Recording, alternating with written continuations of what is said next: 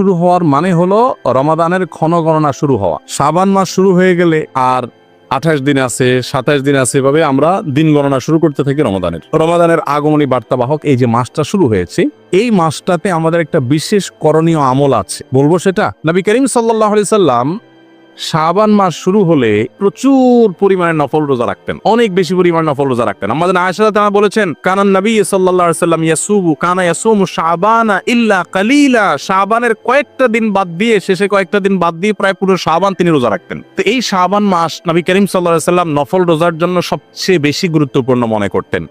এজন্য আমি বলি, নফল রোজার শ্রেষ্ঠ মাস হলো এই শাবান মাস।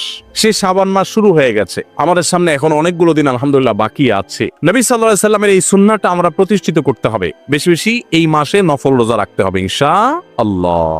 আমরা অনেকে রোজা রাখতে অভ্যস্ত না, যারা রোজা রাখতে অভ্যস্ত না তারা চিন্তা করি যে কিভাবে রোজা রাখবো, আমার ডিউটি আছে, স্কুল আছে, পড়ালেখা আছে, কাজকাম আছে। তারা জানি না যে আসলে রোজা রাখাটা হিম্মতের ব্যাপার। যারা রোজা রাখতে ভয় পায়, একটা হলো যে অসুস্থ ডায়াবেটিসের রোগী, হয়তোবা অনেক বেশি সিরিয়াস পর্যায়ে ডায়াবেটিসের রোগী, তিনি চাইলেই আপনার দীর্ঘ সময় না খেয়ে থাকতে পারেন না, তাদের কথা ভিন্ন।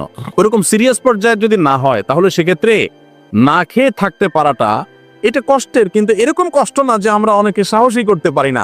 আপনি যদি টানা 10 দিন 20 দিন রোজা রাখেন, আপনার সাময়িক কষ্ট অনুভব হতে পারে, কিন্তু আপনি আস্তে আস্তে যখন অভ্যাস হয়ে যাবে আপনার, তখন দেখবেন রোজা রাখাটা আপনার জন্য একটা বেশ তৃপ্তিদায়ক, আনন্দদায়ক এবং মজার একটা ইবাদতে পরিণত হয়েছে।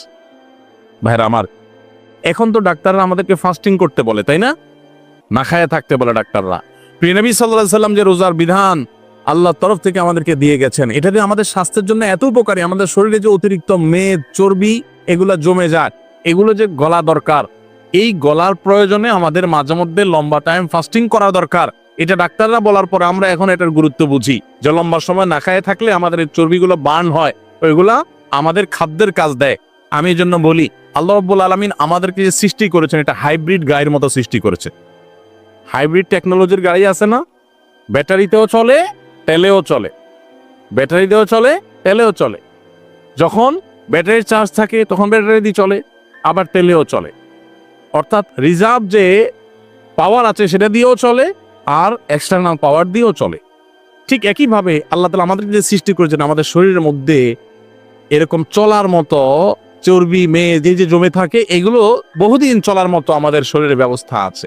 আমার বাহির থেকে খাবার দিয়েও চলি, আবার ওইগুলো দিয়ে আমরা চলতে পারি। তো রোজা রাখলে আমাদের যে কষ্ট হয়, সাময়িক কষ্ট, কিন্তু এটা বরং আমাদের ওই অতিরিক্ত মেদ চর্বিগুলো গলতে এবং আমাদের সুস্থ থাকতে সাহায্য করে। নবী সাল্লাল্লাহু আলাইহি সাল্লাম সেজন্য সপ্তাহে 2টা রোজা, সোমবার বৃহস্পতিবার, আর মাসে 3টা রোজা, আইয়ামে বীজ, চন্দ্র মাসে 13, 14, 15 ঈদ রোজাগুলো নিয়মিত রাখতেন। শাবান মাসে সবচেয়ে বেশি রোজা রাখতেন, শাওয়ালে 6টা রোজা রাখতেন, আর রমজান তো পুরাটাই রোজার মাস। তো আমরা এই শাবান মাসে বেশি বেশি নফল রোজা রাখবো তো ইনশাআল্লাহ। অনেকেই আছি গোটা শাবানে একটা রোজা রাখারও তৌফিক আমাদের হয় না, আমরা অপেক্ষায় আছি রমজানে আসলে তখন রোজা রাখবো। রমজানের রোজা তো আপনি রাখবেনই, রমজানের আগে থেকে আপনি রোজা রাখবেন। কেন রমজানের আগে থেকে রোজা রাখবেন? শাবান মাসে কেন রোজা রাখবেন? নবী করিম সাল্লাল্লাহু আলাইহি সাল্লামকে তার অত্যন্ত স্নেহভাজন ওসামা ইবনে যায়েদ রাদিয়াল্লাহু আনহু জিজ্ঞাসা করেছেন, হে আল্লাহর রাসূল, আপনাকে শাবান মাসে অনেক বেশি আমি নফল রোজা রাখতে দেখি, কারণ কি? আপনি অন্য কোনো সময় এত বেশি নফল রোজা রাখেন না। মুহররম মাসে নফল রোজা অনেক রাখার ফজিলতের কথা আছে, কিন্তু এই মাসে নবী সাল্লাল্লাহু আলাইহি সাল্লাম বেশি নফল রোজা রাখছেন দেখে ওই সাহাবী জিজ্ঞাসা করেছেন, আপনি কেন রাখেন? তিনি 2টা কারণ বলেছেন। কয়টা কারণ? 2টা। তার একটা হলো, তিনি বলেছেন, প্রথম কারণ হলো শাবান মাসের আগের মাসটা হলো রজব মাস, আর শাবান মাসের পরের মাস যেটা আসতেছে সেটা হলো রমজান মাস। পরের মাসটা রমজান হলো সাইয়্যিদুশ শুহুর, সকল মাসের সেরা মাস, ওইটার কথা তোর বলাই বাহুল্য, ইবাদতের মাস। এজন্য সে মাসে সবাই টুকটাক ইবাদতের চেষ্টা করে। আর শাবানের আগের মাসটা রজব মাস, সেটা হলো সম্মানিত 4 মাসের একটা।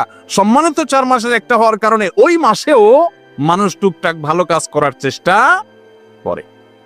কিন্তু মাঝে পড়ে এই যে শাবান মাসটা, এই মাসটাতে মানুষ নেক আমল করতে পারে না, এই মাসটাতে মানুষ ভালো কাজ করতে পারে না, এই মাসটাতে মানুষ অনেকেই তারা গাফেল থাকে। তো নবী সাল্লাল্লাহু আলাইহি সাল্লাম, আমি চাই যে এই মাসে যেহেতু কেউ ইবাদত বন্দেগী করার প্রতি খুব একটা আগ্রহ দেখায় না, মনোযোগ দেখায় না, তো আমি যেন এই মাসে একটু ভালো করে আগ্রহ করে ইবাদত বন্দেগী করে নেক আমল করি, তাহলে আল্লাহ রাব্বুল আলামিনের কাছে ওই যে অবহেলিত সময় যখন কেউ করে না তখন করার একটা গুরুত্ব আছে। যেমন ভোর রাতে সবাই ঘুমায় থাকে, তখন তারা তাহাজ্জুদ পড়লে অনেক বেশি মর্যাদা পাওয়া যায়। একটা রিক্সাওয়ালাকে অনেকে সালাম দেন, আর রিক্সাওয়ালা মনে করে বা অশিক্ষিত মানুষকে, একজন সামাজিক দিনমজুরকে, শ্রমিককে অনেকে সালাম দিতে চায় না। এই জন্য আপনি যদি আগ বেড়ে তারা সালাম দেন তাহলে এক্সট্রা সওয়াব পাবেন, যেহেতু অবহেলিত। এই জন্য নবী সাল্লাল্লাহু আলাইহি সাল্লাম এই অবহেলিত মাস হওয়ার কারণে এই মাসে বেশি গুরুত্ব দিয়ে রোজা রাখতেন। 1 2 নম্বর কারণ হলো তিনি বলেছেন বান্দার আমলনামা প্রাত্যহিকভাবে ফেরেশতারা পেশ করেন সকাল এবং সন্ধ্যায়, আর সাপ্তাহিকভাবে সোম বৃহস্পতিবার, আর বাৎসরিকভাবে বান্দার আমলনামা আল্লাহর কাছে উপস্থিত করা হয়, রিপোর্ট দেওয়া হয়, বার্ষিক রিপোর্ট দেওয়া হয় এই শাবান মাসে। তিনি বলেছেন আমার রিপোর্ট যখন ফেরেশতারা আল্লাহর কাছে উপস্থাপন করেন ওই টাইমটাতে আমি রোজাদার থাকলে আমার কাছে ভালো লাগে, এই জন্য আমি এই মাসে বেশি বেশি নফল রোজা রাখি। ভাইরা আমার, আপনি কোনো কোম্পানিতে জব করেন, চাকরি করেন, আপনি কাজ করছেন খুব সিরিয়াস মুডে, এই টাইমে আপনার বস মালিক এসে দেখে গেছে, আপনার কাছে ভালো লাগবে না? যে আমি সিরিয়াস মুডে কাজ করছি, এই টাইমে উনি দেখে গেছেন, আমার প্রতি সুধারণা তৈরি হবে, আপনার কাছে ভালো লাগবে না?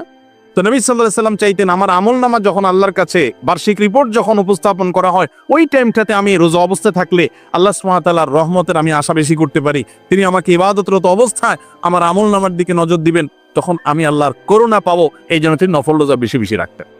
ভাইরা আমার, এছাড়াও আরো 2টা এডিশনাল কারণ আছে, সুবিধা আছে রোজা রাখার। আমরা যে 5 ওয়াক্ত নামাজ পড়ি, এই ফরজ নামাজগুলোর আগে এবং পরে কিছু সুন্নত নামাজ আছে না? যেমন জোহরের আগে 4 রাকাত, জোহরের পরে 2 রাকাত, মাগরিবের পরে 2 রাকাত, ফজরের আগে 2 রাকাত, এশারের পরে 2 রাকাত, এরকম নামাজের আগে পরে, ফরজ নামাজের আগে পরে সুন্নত নামাজ আছে না? এটা হলো ফরজ যে মূল ইবাদত, এটা রিহার্সেল, এটার প্রস্তুতি, এটার পরিপূরক। কোন ক্ষেত্রে যদি ফরজের ঘাটতি হয় আল্লাহ তাআলা নফল দিয়ে পরিপূর্ণ করেন। রমজান হলো ফরজ রোজার মাস, 30 রোজা বা পুরো মাসের রোজা রাখা ফরজ।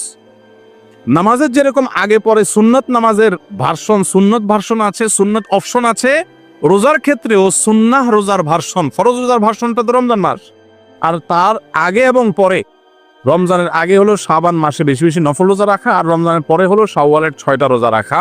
এটা হলো নামাজের আগে পরে সুন্নত নামাজ যেরকম আছে, রোজারও আগে পরে, সিয়ামারও আগে পরে নফল রোজার, সুন্নত রোজার ব্যবস্থা ইসলামে আছে।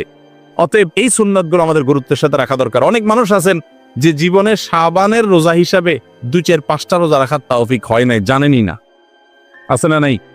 আজকের এই মজলিস থেকে আমরা আসুন এই জিনিসটা জেনে আমল করার প্রতিজ্ঞা করে নিয়ে যাই যে শাবান মাসের অবশিষ্ট দিনগুলোতে আমরা 2 4টে হলে নফল রোজা রাখবো। যত পরিশ্রম করি, যত কষ্টই করি, আলহামদুলিল্লাহ এখনো দিন ছোট, অনেক বেশি গরমও পড়ে এমন না, আমরা চাইলে রোজা রাখা অনেক কঠিন কিছু হবে না। এমনকি যদি আপনার অনেক হার্ড জব করতে হয় তো আপনি যে দিনগুলোতে ছুটি আছে ওই দিনটা অন্তত নফল রোজা রাখেন।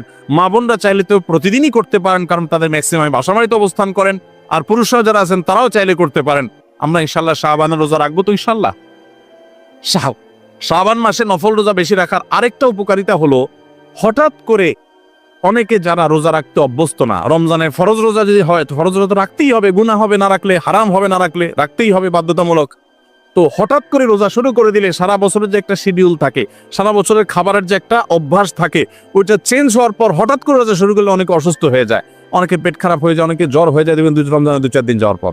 এর একটা বড় কারণ হলো যে তার হঠাৎ করে তার খাদ্য অভ্যাস চেঞ্জ হয়ে গেছে, দুপুরে খাবার বন্ধ হয়ে গেছে, রাতের খাবার সে আগে খাচ্ছে, টাইমটা চেঞ্জ হয়ে গেছে, ভোর রাতে খাওয়ার অভ্যাস নাই। তো এই অভ্যাস পরিবর্তন হওয়ার কারণে একটু শরীরে এটাকে শুট করতে সময় লাগে। এই জন্য শাবান থেকে যদি আপনি 1টা 2টা ভাঙতি রোজা, সপ্তাহে 1টা 2টা করে রোজা রাখেন, আস্তে আস্তে আপনার অভ্যাসটা গড়ে উঠবে, তখন রমজান রোজা রাখাটা সহজ হবে। অতএব আমরা শাবান রোজা রাখবো তো ইনশাআল্লাহ। আমরা শাবানের রোজা সম্পর্কে অনেকে জানি না। শাবানের রোজা কিন্তু 1টা 2টা না, যত বেশি সম্ভব 2টা 4টা 6টা 8টা 10টা যতটুকু পারেন বেশি বেশি করে রাখবেন। এবং শুরুর দিকে নবী সাল্লাল্লাহু আলাইহি ওয়াসাল্লাম বেশি রাখতেন, শুরুর দিকে, যে এখন যে সময়গুলো যাচ্ছে এখন চেষ্টা করবো তো সবাই ইনশাআল্লাহ। খুব কঠিন কিছু না ভাই, খুব কঠিন কিছু না।